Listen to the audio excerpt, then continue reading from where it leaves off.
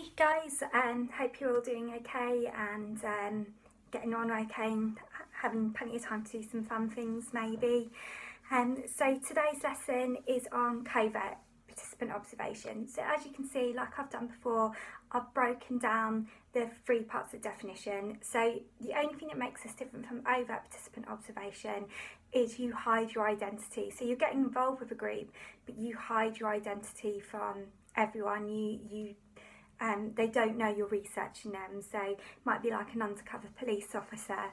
In the case that we are going to watch, we're going to look at someone who moved in with a group of working class people who, as the study went on, turned out to be drug addicts. So first thing I'd like you to do, pause this and write a quick definition for covert participant observation. Okay. You'll see on the first slide I've put a YouTube link and I've asked you just to watch that, and if you want to watch that and write a brief outline of what he did. So he went, oh hey little one, he went and studied a working class family, he moved in with them, they were friends of him, that's how he gained access, and as he watched them he found out that they were addicted to drugs, and he himself, through doing the study, got addicted to the crystal meth as well. If you have any problems looking at this, if you it makes you feel uncomfortable, can you just let me know and I'll give you something else to go through. But I've picked this because it touches on some of the issues that we go through, like going native.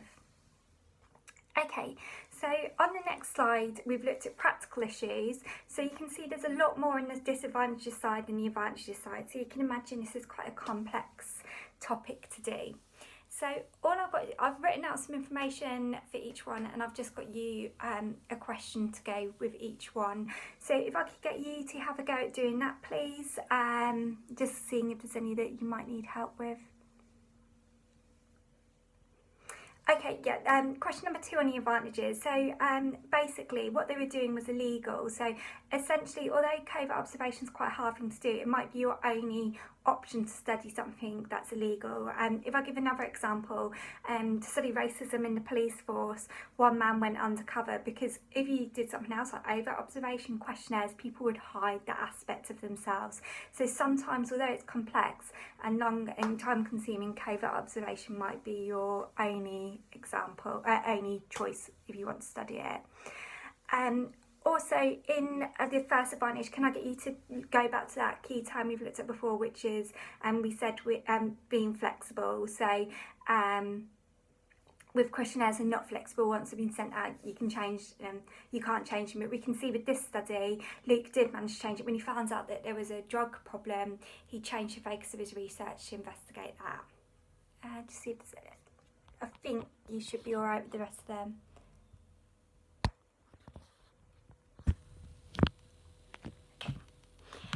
Right, ethical issues then. So again, we've kind of done a table like this before. Obviously it's not a very ethical research method because not only are you deceiving the group, you're putting yourself at risk. Now, so what we've got is 4 different things I want you to explain. So first of all, it says it's essential to deceive people when you do a covert observation. Explain what that is. And essentially it's because you're undercover. You can't let people know you're a researcher because you're trying to get to the truth of their behaviour. Validity. Identify why this is a problem. So you could talk about the fact it doesn't fit ethical guidelines, people have a right to informed consent, and link this to the ICE study. So say maybe some things that people wouldn't have wanted to expose to Luke if they knew that he was a sociologist studying them. And the researchers put under stress, so maybe think about things like they have to move away from their family, they have to put on a fake identity, why things like that are going to be stressful. And with your link to the ICE study, can I get you to talk about the fact that he admitted that he had to witness things like domestic violence and violent acts and how that would have increased his stress? And secondly, the sociologist may have to take part in legal activity. Now, with this, he did get addicted to drugs. That's not because he had to. No one was forcing him to get addicted to drugs. He took that on as part of the study. I think it said somewhere that he'd previously had a drug problem, not with crystal meth, but with other drugs. But some things, covert observations can be quite complex, particularly if you're studying gangs. There's often initiation processes to get into gangs, like doing something violent. And the worst one I've heard one is there's an East London gang, and in order to gain initiation into the gang, you have to rape someone from a different postcode. So although it might not often be as extreme as that, you might be forced to keep your identity hidden to get involved in selling drugs, or maybe get involved in illicit activity, or even unethical activity. Maybe you have to like kind of start using racist language to be accepted and to fit in. Finally, it might be hard to protect confidentiality, so don't forget you've been living with the group for a long period of time. People might know you, so it is hard when you tell your story, even if you hide the name, so protect confidentiality in the local community. If you have any problems with that, again, give me an email. Okay, now it probably is the most valid research method in a lot of ways, because people don't know you're observing them, for a start, so you see their natural behaviour, you don't have any problem with the Hawthorne effect or interviewer bias. And secondly, you gain Verstehen, and what Verstehen is when you spend so much time with a group, you appreciate their behaviour. And we can see the person interviewing Luke, she didn't understand, she had no concept on why people would start taking a drug that's so dangerous, but through his involvement, he knew some things that you might not find out other ways. So the fact that he felt that for kind of the outcasts of society, it was a way of bonding. He felt that some people perceived it as naughty, and that was an aspect of it. So it allowed him to develop his understanding in a way that other people would not have. Another key concept that we're bringing in, we talked about this with over observation, but it's even more risk with covert observation, is going native. And this is where you identify with the characteristics so much that you become part of them. And we can see that this happened to Luke. He went native, he became a drug addict himself. Now, it might not always be that extreme.